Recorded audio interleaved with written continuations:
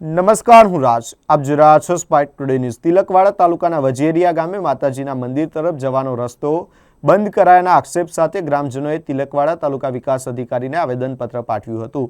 ગ્રામજનોના આક્ષેપ મુજબ મંદિરના મુખ્ય રસ્તા પર મદ્રેસા તરફથી દબાણ કરી રસ્તો બંધ કરવામાં આવ્યો છે. અગાઉ રજૂઆત છતાં 8 મહિના બાદ પણ કાર્યવાહી ન થતાં ગ્રામજનોએ તાત્કાલિક દબાણ દૂર કરવાની માંગ કરી છે. આગામી સમયમાં શીતળા સાતમનો મેળો યોજાનાર હોવાથી મોટી સંખ્યામાં શ્રદ્ધાળુઓ મંદિર ખાતે આવતા હોવાનો ગ્રામજનોએ ઉલ્લેખ કર્યો છે. 4 દિવસમાં દબાણ દૂર નહીં થાય તો ગાંધી ચિંધ્યા માર્ગે આંદોલનની ચીમકી પણ ઉચ્ચારવામાં આવી છે. શ્રી ગામ વજીરિયા વિજાગઢ માતાનો રસ્તો વારંવાર રજૂઆત કરવા છતાં છેલ્લા 8 મહિનાથી અમે દોડધામ કરીએ છીએ. કોઈપણ અધિકારી ધ્યાને દોરતા નથી.